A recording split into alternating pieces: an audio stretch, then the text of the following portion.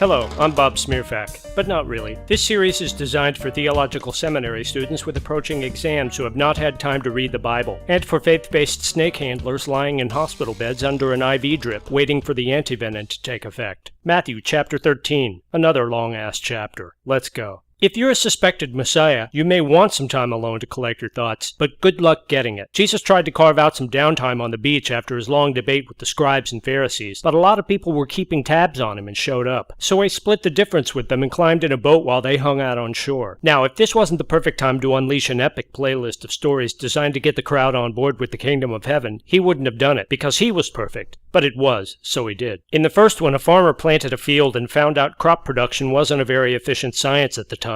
A few seeds never got underground and turned into bird snacks. Others got started in rocky soil, it got hot out, and that was it for them. And some other ones never stood a chance because of weeds. But some seeds really enjoyed high-grade dirt, went gangbusters, and paid off at up to a 10,000% return. That's big-time farming. And Jesus told the people, hey, if you've got the mental equipment to dig what I'm saying, then dig it. But the disciples had questions. It's not clear whether they rode out to talk to him or he rode in, but they wanted to know, why the hazy anecdotes? But Jesus told them these people didn't have their brains turned on to the heaven channel like the disciples had. So if someone could get it, they would really get it. But if someone couldn't get it, giving it to them was just going to fry their circuits. Which is why Jesus had to spoon-feed the beach dwellers, because even though they sat there nodding, he knew it was all going in one ear and out the other. Plus, checking off another Isaiah prophecy is always a good idea, and it just so happens there was one that said it would all go in one ear and out the other. Jesus went on to explain that these people's receptors were basically gummed up, and they all had their heads buried in the sand for fear that if they listened, they'd get converted to Jesus' way of thinking. Though if that's the case, it's not obvious why they even bothered, because presumably that's why they bought a ticket to the seaside sessions in the first place. But Jesus told the disciples they were special because they could fit this stuff in their minds. He said this was prime information that a lot of dudes wanted to get their hands on, including guys who could see the future, no less, and even guys with a knack for always doing the right thing. And they couldn't even get it. So, after ego-stroking the disciples about how they were spiritual supermen, Jesus went ahead and spoon-fed them the parable of the sower. He said it goes like this. For anyone without the mental gears to crunch the gospel, Satan would swoop in and take it away. That's the seed that never made it underground. The rocky ground was like the guy who heard the awesome news and thought, this kicks ass, but had no character and ran home crying when someone picked on him. The thorns were like the guy who got gospelized, but either had a major life event or got hooked on being rich and lost his gospel mojo. But the fertile ground was like the guy who, when he got the gospel,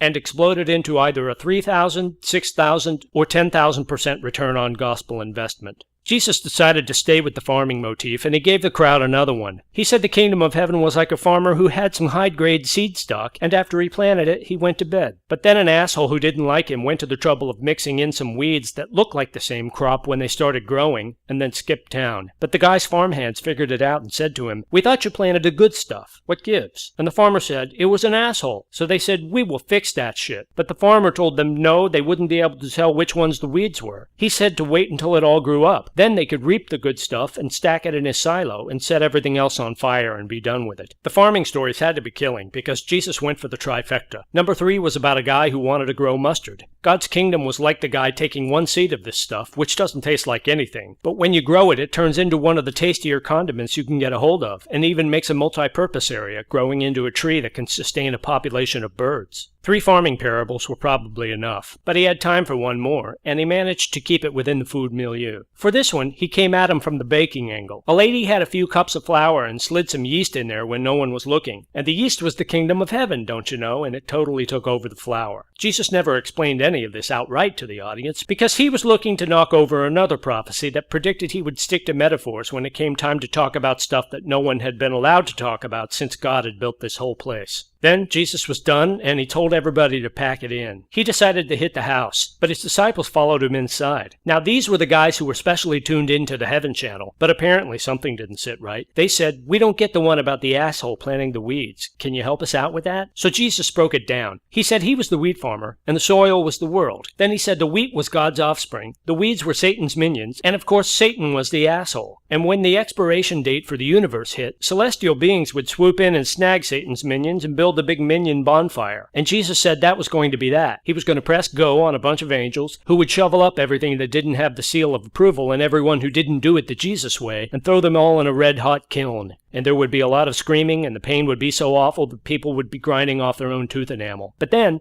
Then, all the people who did do it the Jesus way were going to light it up in heaven, but they wouldn't be on fire. They were going to be beaming like a sunny day. And he told the disciples, if you can dig it, then dig it. Then Jesus gave the disciples their own parable. He said the kingdom of heaven was like if you figured out there was something really valuable buried in a pasture, so you go nuts and leverage everything to buy the whole place. Of course, you'd have to buy it out from under the guy who owned it without telling him what was there, or he'd never sell it to you, which is kind of sneaky, but that wasn't important to the parable. And he said, I've got another one for you. He said God's kingdom was like when a jewelry buyer went out looking for kick-ass pearls, but when he found the kickest-ass pearl of all time, he had to have it, so he cashed in everything to get it. Then he hit him again. The kingdom was like a fishing net. You throw it in the ocean and yank it back in, and it's full of all kinds of wild stuff. Then you sit on the beach and sort through it all and throw out whatever you don't want. And like he said before, that meant angels were going to swarm the place at the end and divide everybody up into good and bad, and there'd be a raging fire with a lot of crying and tooth and nail grinding. Then Jesus checked in with the guys and asked, are you fellas getting all this? And they said, yep, got it. And maybe they had, but then he decided to add on a really mysterious bit. He said any scribe who was trained to make copies of all the bestsellers written about the kingdom of heaven was like a homeowner who could dig around in his basement and find really cool new and old valuables. And that was the end of that conversation. Jesus decided to get going, and he took a trip back home. But he did some lecturing there in church and kind of freaked everyone out. They said, where'd this guy get his groove from? Isn't his dad a woodworker? And his mom and all his brothers and sisters live around here. Where's he get off acting so special? So they were more than a little put off. And that didn't sit well with Jesus. He said a top-notch futurist like himself would get mad props wherever he went, until he came home where he'd get laughed at. So he took it easy while he was there because they weren't going to get down with the program anyway. Next in this series, we'll move on to chapter 14. Spoiler alert, King Herod's niece doesn't even need to look at the menu. She orders the John the Baptist platter. Oh, and Jesus walks on water.